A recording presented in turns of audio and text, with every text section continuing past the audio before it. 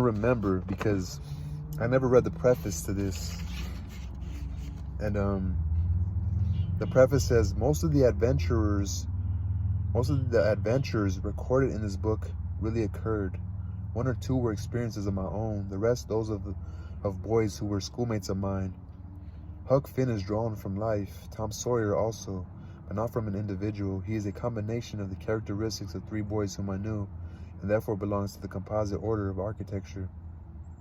The odd superstitions touched upon were all prevalent among children and slaves in the West at the period of this story, that is to say 30 or 40 years ago.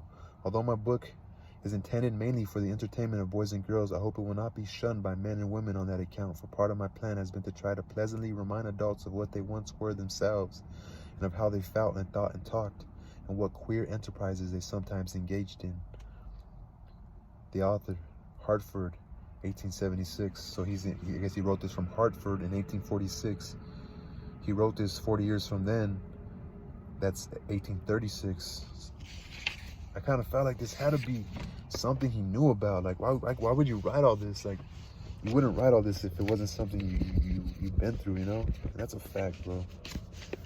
So I'm glad I read that. But the reason why I even came across that, because I wanted to make sure that I knew how many chapters were in this book, that I was reading the Roman numerals properly.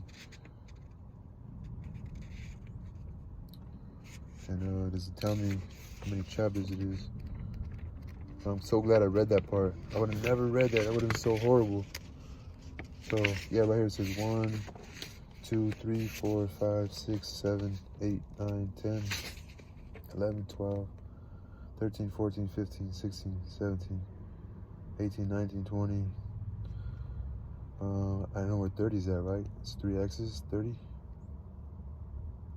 Yes, 30, 31, 32, 33, 34, 35. And the conclusion, but the conclusion's part of 35, so we're all right. But yeah, so nice. I'm gonna go home in a bit. There's a lot of people on the way now. Some people are coming, so I'm gonna leave soon. Probably think I talked to myself, but I really don't care. Peace.